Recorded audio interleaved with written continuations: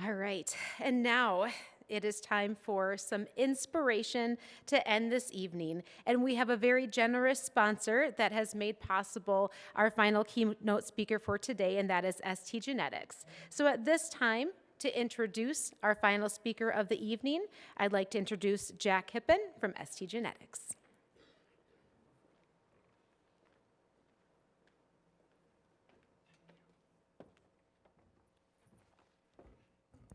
That's not intimidating at all. Holy shnikes. They were afraid to give me the mic, and for those that know me, there's good reason for that. Don't worry, Timmy. I won't break anything. I promise. I was given the opportunity to give an elevator speech. So I've got 37 slides. I'm going to deliver this, right? And everybody's going to pay attention. In all seriousness, ST Genetics is just honored to be in this industry. I mean, you saw, this last family come up here and the impact, Mr. Pagel, the impact we're losing from the standpoint of retirement from this. Mr. Wynn, we love those people. They created a lot. So my elevator speech is thank you for letting us be a part of it as a company. I want to thank the producers out there for feeding the world. I hope everybody understands the impact you make.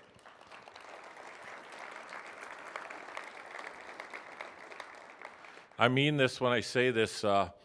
God's given me the opportunity to travel the world. So I've been to many really unique places, and you should all be proud because they want to milk the way you milk cows. And that's a fact for those that have traveled, other people in the industry. So congratulations to you. Thank you very much. So let's get on with a great speaker. I'm excited to hear this person. So on behalf of ST Genetics, I want to introduce our keynote speaker. Introducing him, I'm going to ask two questions. What if one message could change your life? What if one man could provide hope that the best is yet to come? Those are pretty powerful questions. And I think tonight, Mr. John Leary is going to give us that opportunity with those questions to answer that. He's going to answer those for us. As a 9-year-old boy, John was burned on 100% of his body. That's, for anybody that isn't good at math, that's a lot. It's a big number. So I was given less than a 1% chance to live, and his amazing journey and survival illustrates the incredible power of human spirit. Today, John is the author of two #1 books, On Fire and In Awe, and he has a podcast, top-rated live-inspired podcast. He's an inspirational speaker who has taught millions of people around the world to live with inspiration. So John is a business owner, writer, husband, and father of 4, and once expected to die, now is teaching others how to truly live. So with no more rhetoric for me, John, please come up. John O'Leary, everyone.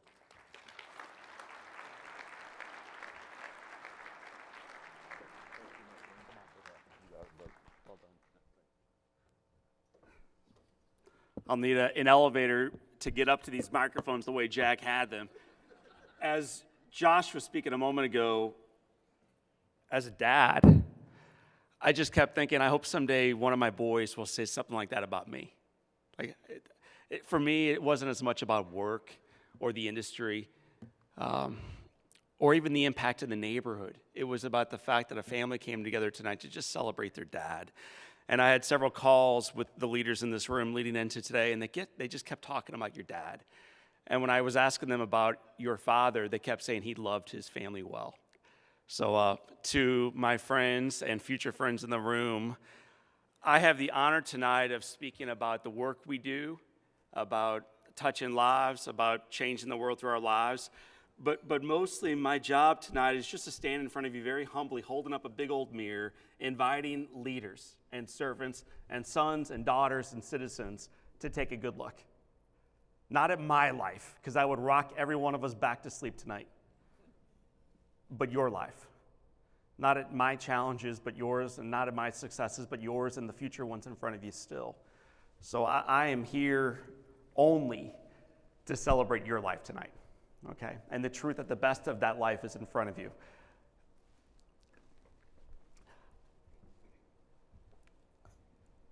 3.5 years ago, I was speaking in Milwaukee to a group of 4th grade kids. There were a couple hundred in the room. And at the end of this presentation, these little kids are lining up and they're walking past me to go back to school. My job that day was to inspire them to live into their best lives.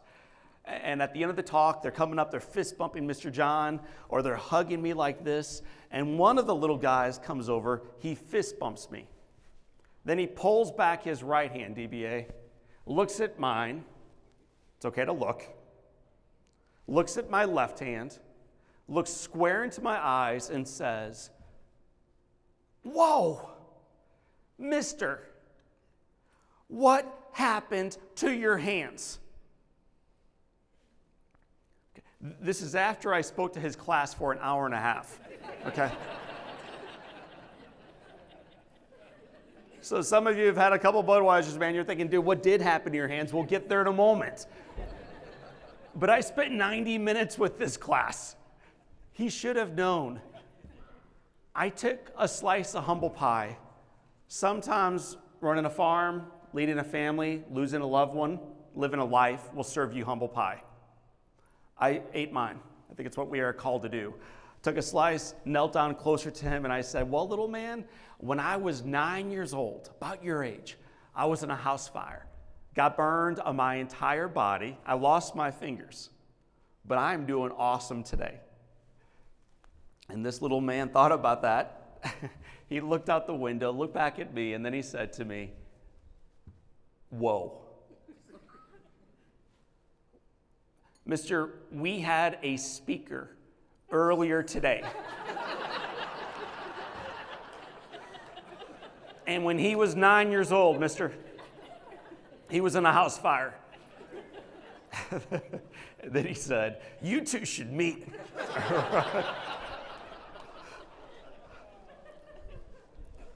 I've met him. I showered with him today. I'm not that impressed by that guy. But I'm impressed by servants. And I'm grateful to be in a room full of servants tonight. So tonight, leaders, friends, family, colleagues, we're going to be celebrating life. I'm going to give you 3 ways, hopefully tonight, to do exactly that as we live into the power of one together. Number 1, this is key in the midst of a storm or a struggle or a crisis or a global pandemic. Gratitude for what we've got. So we're going to begin with gratitude for everything that we've got. Secondly, mission for all that we do. And then thirdly and finally, a vision for all that remains possible going forward. Sounds like a lot to cover. We're going to sprint through it tonight. It's going to be fun and emotional and engaging. We will laugh. We might cry. But we're going to walk out of here lit up, not for my life, but for yours. So that's what I'm excited about. So let's get right into it, starting first with gratitude. Do you believe gratitude matters? Yes or no? Okay. I thought about boring you back to sleep tonight with a whole bunch of research around this, but I won't. Just know that every indicator speaks to the fact that in choosing gratitude, your life itself will get better. Your work will be more effective. Your leadership more capable. You'll be healthier. Your relationships will be more solid. You'll be more faithful. You'll be, as you look toward the middle, far more joyful. In thinking through the research around this, my favorite example of gratitude in action, a guy who lives pure joy, is pictured in front of you. Josh, that's my dad. His name is Denny. He's had Parkinson's disease for 33 years. My dad is the hardest working guy I've ever met. He's a veteran. He's a servant. He's just a great fellow who raised 6 kids, and then Parkinson's disease got him. And it took all those things away from him. He can no longer work or earn, walk, run, drive, speak. Most recently, he's losing the ability to simply swallow. But tonight, with friends around, I wanted to go through a couple pictures of my dad. And what do you notice about my dad's face? That's the question. This is a man in intense physical pain all the time, and he's got nothing. But what do you notice about my dad's face? Yell it out when you notice something. Smile. He's happy. Why? Cardinals are losing 8-1. Hey, you're clapping for that. It's not the Brewers, man. It's Tampa Bay. They were in town and they were beating us up.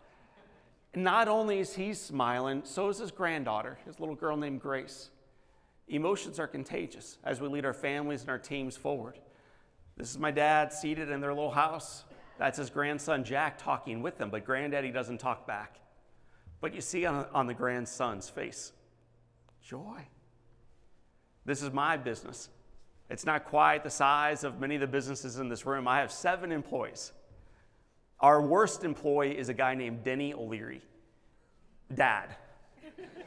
Dad's horrible, man. He comes to work about once a month. We get him out of the wheelchair, scoop him up, put him into that chair, stack the work. Work. But what do you notice about Dad's face? Joy. Final picture. This was our last unified speaking event of 2020 before the world changed. Those ladies and gentlemen are lined up not to meet the speaker or the author. They want to meet the hero. They want to meet my dad. And you see on his face and their face joy. But my dad's in pain. I know this about him. So I asked him a couple years ago, Dad, why don't you ever complain about how hard your life is? Everybody else does. It's common, man. It trades well. Why don't you talk about how difficult things are? And I remember he looked back at me and he said, John, how could I complain when my life is so good? When I am so blessed, how could I complain? So I said to him that day, Daddy, can you give me 3 things that you are grateful for because of Parkinson's disease? Because of the pain, because of the struggle, because of the cross. Can you give me 3 things you're grateful for? And I had no idea what my father might say back. I mean, how do you come up with anything you're grateful for in the midst of a storm? But I sat there, I grabbed my little notepad, and my dad did come up with 3. You see the little bullets up there already, so you know where this thing's going. The very first thing he said was, John, I am just grateful it was not a more serious disease. It could have been bad. I'm just grateful it wasn't bad. It's one way to view it. The second thing he came up with was, John, I used to be so busy, man, but now I've got nothing but time at home to reflect on my life, my God, and what matters most next. What a gift to pause, reflect, and pray. And then the final thing my dad said was this, John, I've always liked your mom. So I said, Dad, I'm glad you like my mom. You know, you dated my mama as a freshman in high school. You've been married to her for 53 years. I'm glad you like my mom.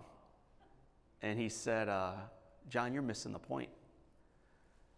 My coworkers no longer saw value in my work, and so they showed me the exit. The guys who used to come around and pick me up for a round of beer or a round of golf no longer come around. Everybody else in my life is pushing me farther and farther and farther out toward pasture. Everybody, except your mom. My wife keeps coming closer and closer and closer. I haven't earned it, and I'm grateful, and I love her. And so at this point in DBA, I'm an easy cry. The good dog food commercial will normally get me to cry. See the puppies come around the corner for their food. So I wipe my tears. I walk over to my dad. I try to give him a big, huge hug. And he says to me, right as I'm about to wrap him up, he says, John, sit back down. I'm not done. Sit back down. So producers and growers and servants and family and friends and sons and daughters and citizens, sit back down. In a marketplace where many in the media tell us it's never been worse and it's getting even worse and more at 10 o'clock tonight, sit back down. I think the foundation's firm and the best is in front of us.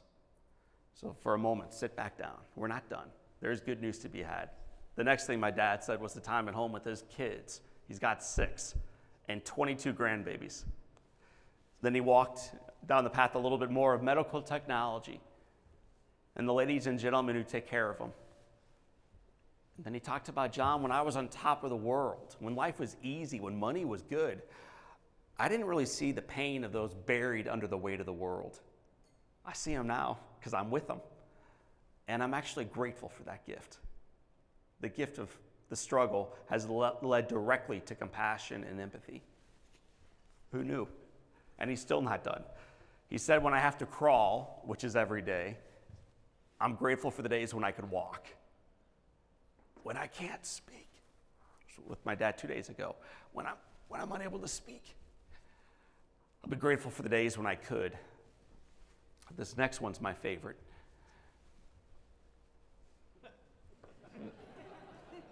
When your mother drives me, I'm grateful for the handicap spot. Those of us looking for a parking spot in the hotel next door can relate to this. He said, John, she gets me out of the car, slides me into the wheelchair, and it is as if there has been red carpet rolled out to my vehicle. I'm VIP everywhere I go.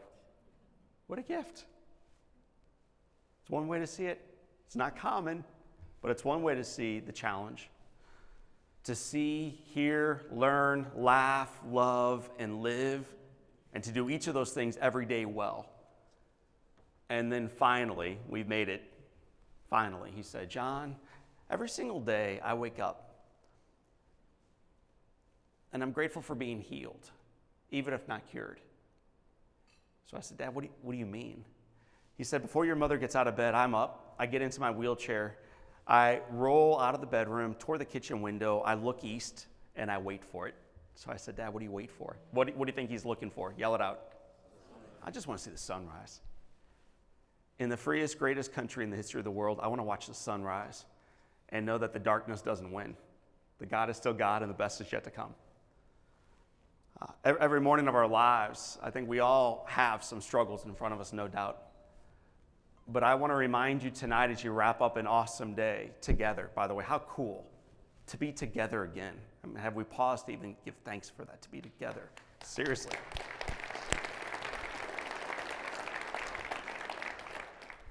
To have gratitude for everything we've got, everything.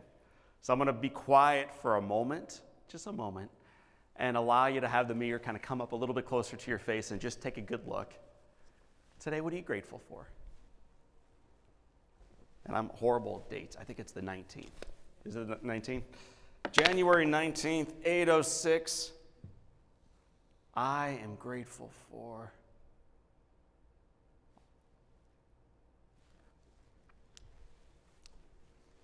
faith, family, freedom, work that matters, competitors who I collaborate with to build a beautiful industry that feeds the world, food, an 1.5 inch slab of meat that I ate down tonight. What else? Make that list and make it daily. It's a wonderful way to begin your day. But don't stop there. Be like my dad. Get out of bed. Get your boots on. Go to work. How do we do that? That's number 2. Number 2 is going to pivot us from gratitude for all we have into mission for all that we do. Mission. Looking back at your own life, have you ever done anything that you now realize was a big mistake? No one. Let me be more specific. I'll talk to my table mates. Looking back at last night,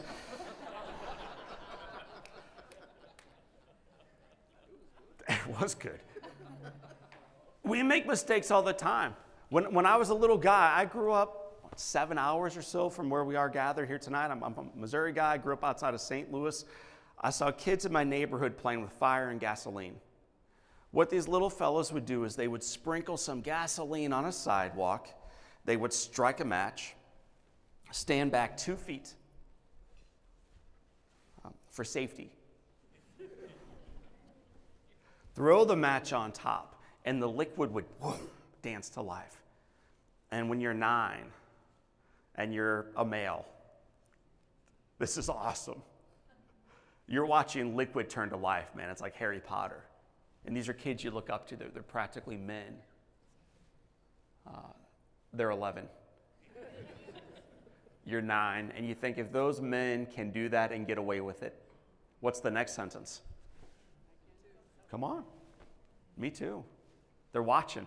Dads and moms and business leaders Sales leaders and children and servants, they're watching. Give them an example that is worthy of being imitated. That weekend, I had the wrong example in front of me. Walk into my parents' garage, bend over a can of gasoline, try to pour a little bit of gas on top of a piece of paper that is on fire. The can was too heavy to budge, one of those old metal 5-gallon containers. So I set the flame on the concrete floor, bear hugged this container, and then very carefully tipped and waited for liquid, just like I'd seen. Before the liquid came out, what comes out first? Vapor, of course. In life, it's not the liquid typically that burns. It's the fumes. It's not what we see coming that burns us. It's what we don't. It's not what everybody's yelling about or tweeting about tonight. It's what they don't have the wisdom to identify, the courage to truly call out. It's one of the things that makes coming together as a family so important. In this room, we can talk about fumes and how we can harness them for good. That day, those fumes came out of that can, massive explosion, picked me up and launched me 20 feet against the far side of the garage. When we were little, we were taught what to do when we're on fire. What are we supposed to do? One more time, class. Fire safety training now. Here we go. Stop, drop, and roll. Very good. What do you actually do when you're on fire, though? Why are those different answers? Why do we sit at these little table rounds and we kind of calmly say stop and drop and roll? And then I ask, okay, but what do you do when you're on fire? To run. And maybe more importantly, some of us are thinking, John, why does any of this matter to us? I'm not going to get burned. Why does any of this matter to us? This isn't about fire tonight. It's about life. We train up here. Take notes, write it down. You need to innovate. You need to lead well. You need to forgive. You need to come closer to God. Train up here. But we live and we serve and we connect and we inspire and we elevate and we truly innovate. We truly transform from a far more sacred source. It's not this. We need this. And we must recognize this without this is hollow. Our job as leaders is to bring the two as one. That day, for me, separate was not equal. I panicked and I ran. It changed my life. One moment, I'm a perfectly happy and healthy, and I'm just going to zoom in. It's okay to nod your head. Extremely good looking. For 9, I mean, bangs like that. That is either a laser level, or what else might it be? A bowl. And that little white thing below his chin, what's that called? Turtleneck. It's not a turtleneck. It is a freaking dickie. Some of you don't know what a freaking dickie is. Don't Google it, okay?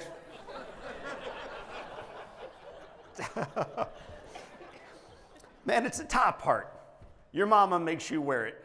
You resent her, but you love your life. Parents are together. Your grandfather runs a farm. Your other grandfather is like an insurance guy. You get together every Sunday night after church for supper. As a kid, you sit cross-legged in front of your two heroes, your two grandparents, and you would listen to them fight over who had it worse, the Army in Europe or the Navy in the Pacific. And your life is so good that you take it all for granted. I'm speaking first person here. My life was so good, I just took it all for granted until it changed. And then it did change. And when it changes not only your life, but those who love you. This next picture will be hard to look at. You heard Jack a moment ago talk about 100% burn, and that is a lot. It is a lot. But it's even more of a lot when you see it. So you may want to shut your eyes or look away for a moment. But I found myself on my back with those burns, dying. And as a little kid, I remember occasionally looking up and seeing the bright light coming down toward me. And as a little fellow, the only thought I had was, oh my gosh. My dad is what? Dad's going to kill you, boy. How many of you had a disciplinarian growing up? 5 of us had disciplinarians growing up. Not me, fella. I do it all by myself. I don't need anybody. Self-made man. What a lie. Individually, we can do very little. Collectively, we can change the world, I believe. Certainly in industry, certainly in life. My dad came into this room, type A, driven, shoulders back, military guy, walks in, points down, and then lit me up. He said to me, words I'll never forget, "John, look at me when I'm talking to you." So I'm done. I look up, and then he follows that with, "I have never been so," what's the word he used? Disappointed, angry. The word he used, it's weird. Proud.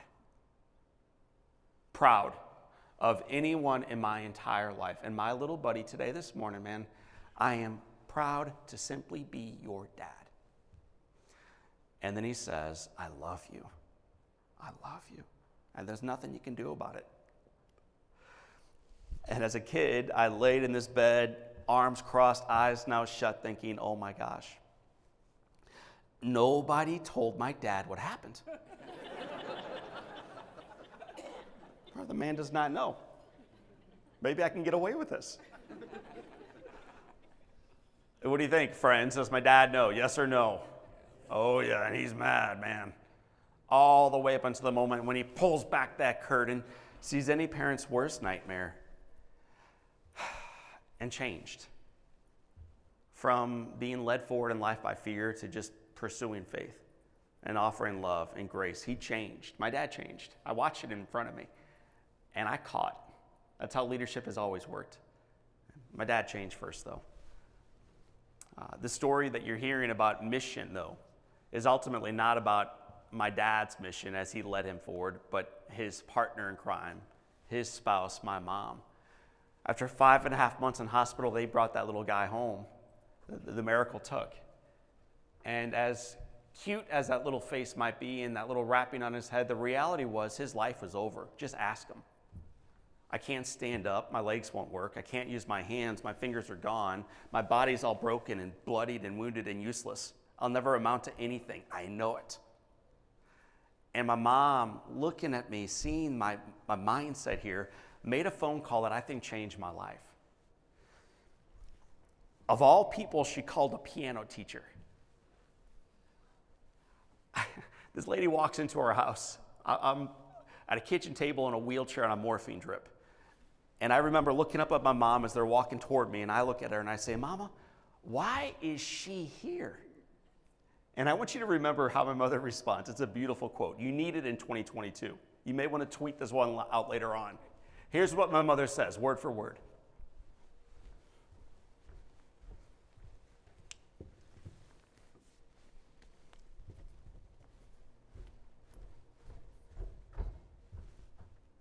Not a word. Why waste your breath? Just work. Do the job. My mother walks into this room, unhooks the brakes on my wheelchair. We could play on that for an hour. Rolls me away from this gravesite I'd been spending too long. Takes me down a hallway. I look up and I say, "Mama, really, where are you taking me?" She doesn't respond. She just moves. Takes me all the way down to this living room. My great-grandmother's piano from Ireland, Michael. Great-grandmother's piano from Ireland was in this room. She locks the brakes in front of it, walks out, doesn't say a word. The teacher walks in. This lady named Mrs. Bartello puts her arm around me like this. And then she says these beautiful words over me. I needed them in 1987, but I would imagine some of us need them on January 19th, 2022. Listen to these words.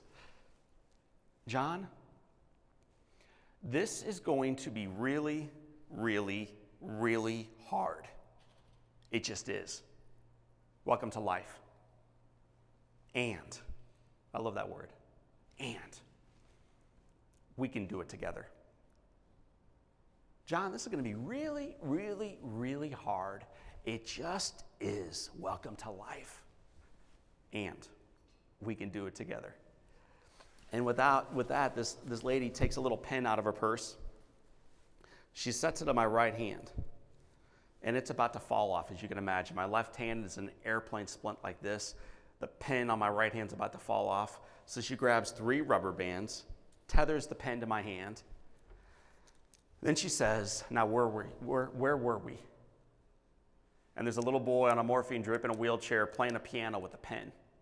The entire time during that 30-minute lesson thinking one thought: I hate my mom. I do. Still. I can't believe she's doing that. What if one of my buddies comes over and visits right now? Sees me with a pen sticking out of my hand. And the only time I hated Mom more than that Tuesday was the following day, when Mrs. Bartello came back. And then the following. And the following. Tell me when you see where this is going. The quicker you say, we get it, the quicker we get on with it, man. You get it or no? For 5 years. 5 years of a woman serving a little boy who believed his future was cut short, reminding him that that's a lie. Welcome to life, but we can do it together. So when I think about a woman in my life or a man in my life, a leader in my life who lived well mission for all that they do, I think of my mother first.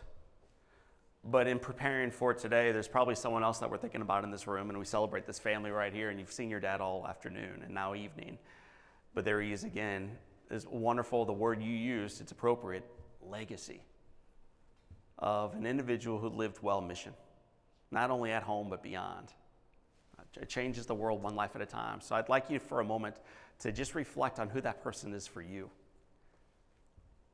Someone maybe at your table, maybe at home, maybe an old professor or pastor, teacher, a daughter, a mother. One person who inspires you to become the best version of yourself. And tonight, we're about like, if you're like a baseball guy, we're at like third base getting ready to sprint home. So that's about where this thing is. So hang on with me for a moment. Tonight, rather than just hearing my story or thinking about that one person in your life, I'd like you to text her or him. How many of you own one of these things? 5 people. Come on. I'm tired too, man. If you have a phone, I'd like you to open it up right now, flip that thing open, and take about 90 seconds texting a loved one. It could be at your table, man. I hope the room itself blows up here in a moment with like little beeps and dings. Or it could be someone at home. It could be someone you spoke to this morning or you haven't spoken to in 5 years. But while you're doing the work on your keyboard, I'm going to do some work on this keyboard up here. You may or may not have noticed, but there's a little keyboard up there. Somehow Ann has put this thing on her back and got it up here. And tonight I'd like to play for you my mother's favorite song. So I'm going to be pecking away at that board here in a moment. While I do so, though, your job is to be looking down, not up, looking down, and sending out notes of love to people in your life who've inspired you to become the best version of yourself.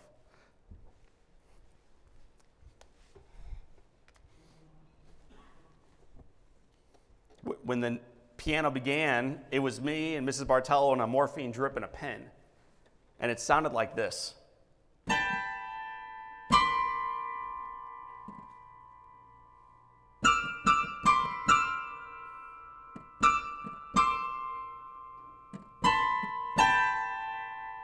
Not bad. And then they did a surgery that allowed them to take off the bandages for the first time. And then I could push one key at a time.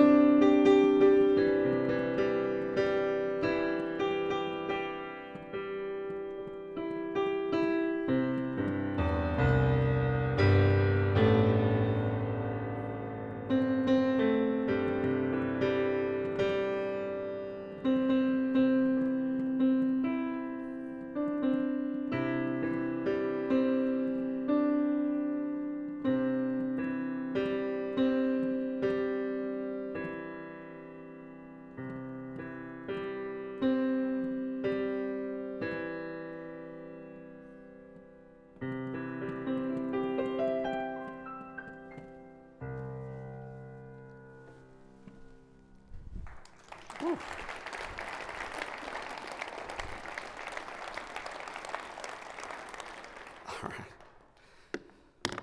Woo.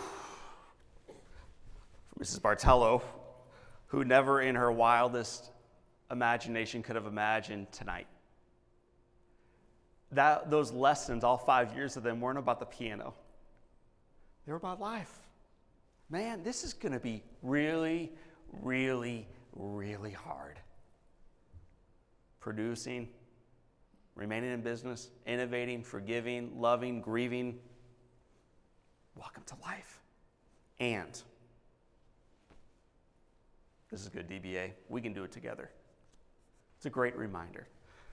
Today, as we progress toward the finish line, I'd like to give you 2 ways to stay in touch. The first one's coming up right now. You heard a moment ago, Jack mentioned it when he made the introduction around the Live Inspired podcast. How many of you ever listened to podcasts? A bunch of folks, awesome. The cool thing about podcasts is tune into whomever you want, whenever you want, with no commercials, on demand. So if you're like, man, everything out there is so negative, where's your attention? If it's not working for you, tune into something else, man. I listen to primarily Christian radio throughout the day, and then I tune into podcasts on long drives. For me, I'm filled. My world is good. The world itself is broken, but I'm here to help make it better, not complain about it, make it better. So if ever you're looking for an inspirational podcast, we've got one. You can find it on your phone. It's under Live Inspired with John O'Leary. I bring on people that I look up to. Folks who are great business minds, great servants, humanitarians, leaders. My very first guest ever was my mom. We've had presidents on, and artists and actors and country music stars. So if ever you're looking for a truly inspirational take on life, check it out. Live Inspired with John O'Leary. And if ever you're looking for inspiration, Nick V. This fellow with no arms and no legs, with more joy than outside of my dad than anybody else I've ever met. Phenomenal guy. It leads us to the third and final leg of our stool tonight. Anybody want to guess what the third bullet's going to be about tonight? Just yell out the first word. Can you read it way up there on the screen? Vision, baby. Vision for all that remains possible. Yes, as an industry, yes, part of the DBA, yes, in our businesses, yes, in our families, but yes, in our life. Vision for all that remains possible. So let's begin moving toward the finish line together with vision for all that remains possible. There's a quote from Einstein. Einstein was attributed with a lot of quotes that weren't his. This one is. He wrote this about compound interest. It's the 8th wonder of the world. Those who understand it earn it. Those who don't pay it.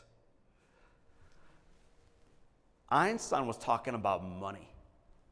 Tonight, I'll whisper about money, but I'm really talking about relationships and investment in community and innovating in your faith journey and your life. Just compound interest built out over time will change everything. The little bottom line is if you bury some cash below your bed each day, $5,000 grows to $240 or so at the end of 45 years. What if you get a little interest on it? You've seen charts like this before. As you see the money grow, though, imagine that we're not talking about money. Imagine we're talking about your impact. Imagine we're talking about your legacy. That's what I'm going to try to leave you with, a question that allows you to earn that dark green interest, compounding interest in your life. And the question is this: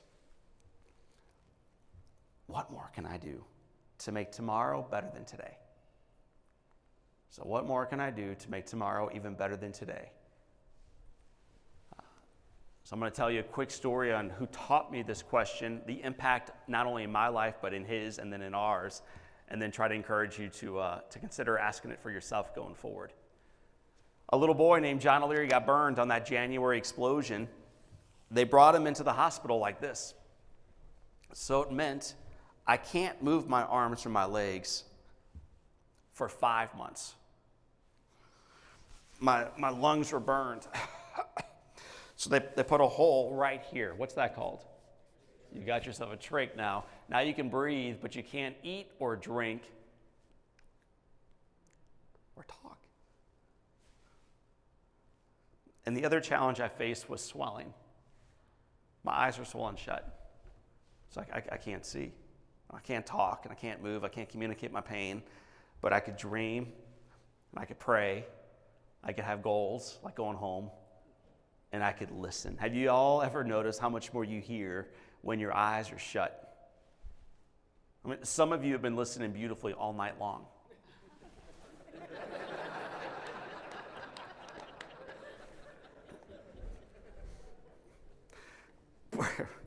When your eyes are shut, you hear. And in a busy season of life that you and I are all living in, we seldom have an opportunity just to really listen to life, listen to God. I had months, man, just to listen. And growing up in St. Louis, Missouri, there was basically one thing we like to do in the summertime. This ought to get me a few boos, but I'm open to it. I have thick skin at this point. So I'm a big Cardinals fan. There it is. Boo, boo. How's your football team, O'Leary? Boo. I'm a baseball fan anyway. And the way we used to follow baseball was not at the stadium. It was expensive. It's hard to get a family of 8 down there. So we didn't go to the baseball games live. Games were never on television. The way we used to follow baseball was with our ears. We had a wonderful announcer. His name, some of you might remember him. Others will remember his son. The boo is probably in reference to his son, a fellow named Joe Buck, who you will probably hear this weekend. We will leave Joe on the sideline for a moment and go back to his dad, who was my hero. I never met the guy. He's a celebrity. He's royalty. He's a baseball announcer. He's in the Hall of Fame for football, hockey, and baseball. He's a big deal. I never met him, but I loved him. And then I got burned on a Saturday. On Sunday afternoon, I'm laying in a hospital bed dying. 100% burn, Jack. No chance. And then the door opens up, footsteps walk in, a chair comes across the floor. And then I hear the voice of Jack Buck say, "Kid, wake up. Wake up. You are going to live. You are going to survive. Keep fighting. John O'Leary Day at the ballpark will make it all worthwhile." And then he says, "Kid, are you listening?" To which I responded. To which he responded, "Good." Assume the answer, yes. Good, keep fighting. The man stands. He walks out of my room. He leaves a child tied down in darkness by himself on fire for life. The visit was 9 seconds long, and he changed me. I found out years later, once he walked out of that room, he leaned his head against the glass door. Those of us who have been in ICUs, man, you know that glass door. Leaned his head against it, and he just started weeping, which, of course, we all know is the sign of great weakness. Yes? I mean, if you're crying every day at work, come see me, okay? We'll have a little book line out there, man. Come on out, check it out. We'll talk about that. But if you're not occasionally crying, also come see me. Because it's not weakness, it's strength and body. What's the shortest verse in Scripture? Anybody know? Jesus wept. You wept. What a coward. It's compassion in action. It's loving your neighbor. Jack wept not because he's weak. He's a Purple Heart recipient twice over at the Battle of the Bulge. This is a man's man who cried easy because he cared. One of the nurses walks over to him, kneels in front of him, looks up and says, "Mr. Buck, are you all right? We can't lose you. You're the only celebrity in Missouri, man. We cannot. We're going to lose our football team in a couple years. We can't lose you too." And the man looks back and says, "I'm not sure. That little boy won't make it, will he?" And the expert, gosh, there's a lot of experts out there whispering negativity our way. The expert on her knees looks up and says, "Mr. Buck, there is absolutely no chance. It's his time. Let him go." When this news comes into our life, what we do next matters. The questions we ask matter. And perhaps most importantly, the mindset with which we ask them, the faithfulness with which we ask them will matter too. What Jack does, he takes it home, cries, prays, reflects, and journals on one question. What's the question, class? Come on. To make tomorrow better than today. The following day, there's a little fella named John O'Leary hanging on a burn center bed dying. And then a new friend walks in, sits down next to him, clears his throat, and says the words, "Kid, wake up. I'm back. You are going to live. You are going to survive. Keep fighting. John O'Leary Day at the ballpark. We'll make it all worthwhile. See you soon." And then he leaves. And then he comes back. And then he leaves. It's not a transaction. It's a relationship. Candidly, I recognize my seat at the table here. We're not here for speakers. We're here for the relationship. Speakers are cherries on top, man. What content and network, all that stuff is lovely, but we're here for one another. What a gift to be in relationship with one another. Jack formed a relationship with me. Just kept serving and loving, encouraging.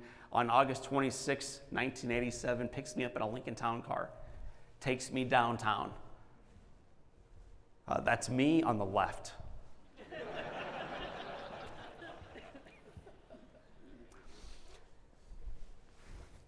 After that picture, he puts me back into my little wheelchair, rolls me to the elevator. We take a ride to the 4th floor, and then we broadcast the ball game together. Bob Euchre wanted me in the room. Here's my chance to become one too. Puts a big old microphone in front of me. This is when I knew I could do it. Just like this. And he says, "It's John O'Leary Day at the ballpark. The Pittsburgh Pirates are in town. Kid, are you having fun?"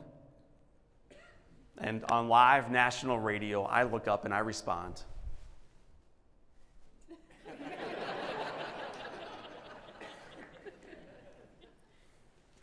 Because I'm an introvert. I'm shy. I hate my wheelchair. I hate my hands. I hate the scars. I think what I hate more than all that stuff is that people stare at me when my mom rolls me into a room. But tonight, I'm having a blast. I just don't have the courage yet to say it. Jack sees a little boy that has so much wrong with him. And it's so easy in life to see the things that are out of whack. But we are called not only to see the broken, but how we can help redeem it, how we can make it better together. Jack takes it home, this little boy, that goofy grin. He cries, reflects, journals, and prays over one question. What's the question, class? One more time. To make tomorrow better. The following day, there's a little guy named John at home when this baseball shows up. Ozzie Smith was a Cardinal shortstop. Below that ball was a note from Jack that read, "Kid, if you want a second baseball, all you've got to do is send a thank you letter to the man who signed the first." Just one problem. What's the problem? You're from Missouri, you can't write. That is not at all what I'm looking for. Dude, you don't have fingers, man. We don't know how you're holding even the clicky thing up there, dude. The piano was a good trick a moment ago. I can't write, but I want to write. You heard a moment ago the idea of the why. When you know your why, you can endure any how. Jack Buck is about to introduce me to my why. It's baseball. And the idea of getting a second baseball was enough motivation for me to innovate and buy in. With my mother over here pushing this arm through some scar tissue. And by the way, it was all scar tissue, which means it's painful to bust through. But sometimes you got to bust through that scar tissue to grow. And a therapist over here, they pushed my hands together. We wrote a note to Ozzie, mailed it off, and 2 days later, I got a second baseball. With a second note that read, "Kid, if you want a third baseball." Well, I did, so I wrote a note. Then a couple days later, I got a third ball with a third note that read, "Kid, if you want a fourth baseball." "Kid, if you want a fifth baseball." "Kid, if you'd like a sixth baseball, or a 12th, or a 23rd, or a 49th, 60. 60. One man reaching down to a little boy that had nothing going for him, reminding them that he was loved and worthy. Changed my world. Love does this. Love does that. Changed my life forever. A little boy who did not believe to begin. And that allowed me ultimately to go back to grade school. Grade school was followed by 4 years of high school. 4 years of high school was followed by 9 years at university. Okay. I will see you all at the bar later on this eve. Somehow you graduate, man. And graduation night, we're almost at the bottom of the story, so hang on for it. Graduation night, the miracle happens. The miracle is love. I never dated in grade school, middle school, high school, or college. Like that's a pretty long drought. Right? But graduation night, right on time, love shows up. And she's beautiful. Can I show you the picture of love, yes or no? Here she is. Jack Buck. Who'd you expect? Love. Love sometimes looks like a 19-year-old brunette. You meet her that summer. She's got brown eyes, she's gorgeous, she's got a beautiful heart. You're going to love her. Other times, love looks like a 76-year-old, Parkinson's diseased, stage 4 lung cancer man named Jack Buck, who shows up one final time in my life. When you see the picture of Jack, do you see a picture of a guy dying? Yes or no? Please. Shoulders back. Let's finish strong, boys. Shoulders back, all the way until the very end. Came into my life for the final time, shows up at the party with a package and a note. What do you think the first word on the note was? Kid. I'm not sure he ever knew my first name was John. Okay. Kid. This means a lot to me. I hope it means a lot to you too. Enjoy, it's yours. Open it up, look inside, lose my breath before you lose yours. First, the question. This guided his life. It's what allowed him to innovate and become a Hall of Fame radio announcer. It's what allowed him to achieve great success professionally. But more importantly, it's what allowed him to have a legacy that is worthy of being celebrated. What more can I do? Ask Nightly changes lives, including the one asking it. Kid, this is the baseball that I received when I went into the Hall of Fame. It's made of crystal. It's priceless. There's only one like it in the entire world. And then he added, don't drop it. What a jerk. The final thing he said to me was, and it's a beautiful expression, it's yours. We heard it, Josh a moment ago used the word legacy. It's such a good word. But we're all building one. And the final words you ultimately get to speak as you hand it off is this. Here it comes. Ready? It's yours. Now, what leads us to that and ultimately what you hand off, that's going to happen today, tonight, tomorrow, and going forward. But what a cool thing to work into. How do you work into it well? Keep asking the question, what more can I do? What more can I do? All right, I'll try it. Jack's gift of love and generosity changed my life. I had allowed a little boy to believe, ultimately achieve this picture. This is the greatest sales job of my entire life. Okay. Her name is Elizabeth Grace. She's beautiful. She gave me him. He's named after a wonderful man named Jack. Jack has a little brother named Patrick. When I'm out of town like I am with you today in Madison, my wife will take my little fellas and she'll dress them like that, which is why I race home, because I like them more in that. Tell Jack and Patrick I love them, and to love on Henry, their little brother. And down in Missouri, they keep showing up. Jack and Patrick and Henry, and then finally, a little baby girl named Grace with a puppy dog in the middle, man. It's a beautiful family pic. And it was incredibly difficult to accomplish. Impossible individually. But collectively, with faith, with some innovation, it happened. So it leads us now to the final question of my part of the segment, which is this. So what more can we do? Individually, your families, the work that you do, the manner in which you feed the world and give them an example to look up to and strive toward, the legacy that you're building daily, the one you will leave behind. What more can I do? What more can I do? If we can leave every session while in Madison, we've got a half day left, with one key takeaway, man, that's good time. So I'd like you to just sit back for a moment and reflect on what your key takeaway is from the O'Leary Hour. One thing that when you return home, you will put into action. And maybe it's getting up somehow even earlier for 1 minute a day and just looking east and watching it rise and saying, God, why me? What a gift. Maybe it's sending out little messages of love every day to people who've influenced your life, or striving to be more like Jack to influence others. What more can I do? It's a great question. What more can I do? You'll need your phone for this final activity. If you have it handy, I'd like you to text me your email address. So the number is 314-202-5373. And the great ask is that you will text me your email address.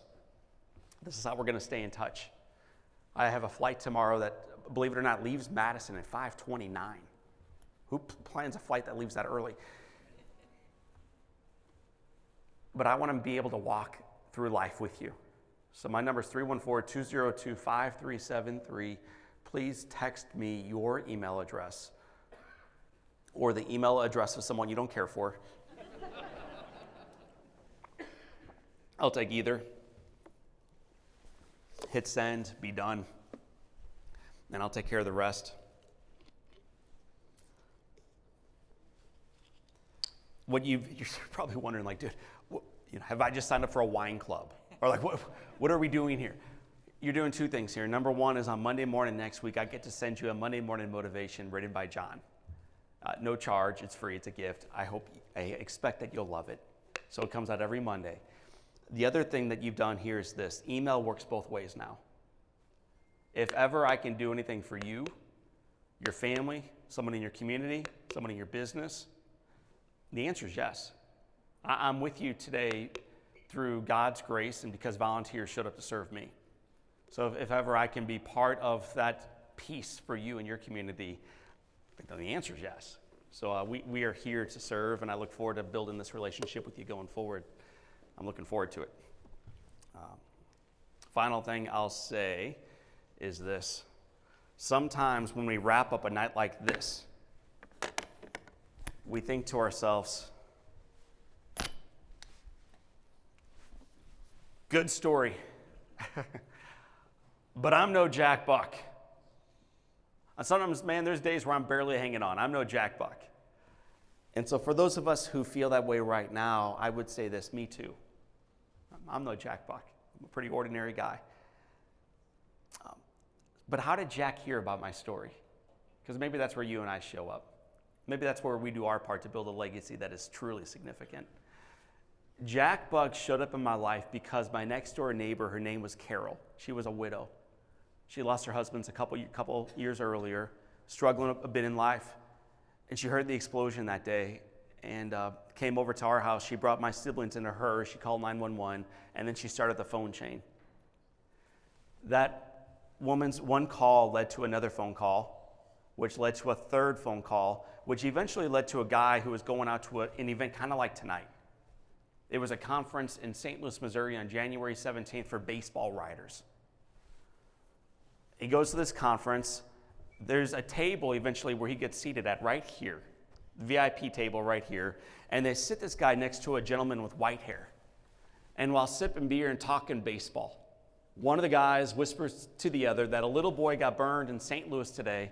He's not going to make it, but keep him in your thoughts and prayers. How many times do we get that encouragement for us? Keep him in your thoughts and prayers. And then what? Well, Jack Buck heard what that guy had said to him. And that night he went home. He cried, he prayed, he reflected, and he journaled. This is when it gets real, on one question. What more can I do?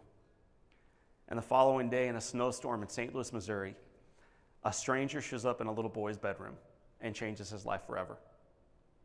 Because one person heard the explosion, made a phone call to another, to another, to another, to a stranger. It's the way the world has worked. It's the way God works. And it's why I'm so optimistic that our best days are in front of us. So DBA, I want to thank you for doing your part. I want to thank you for feeding the world. And I want to thank you for believing like I do that miracles still happen and the best is yet to come. God bless you. Have an awesome night. Thank you again.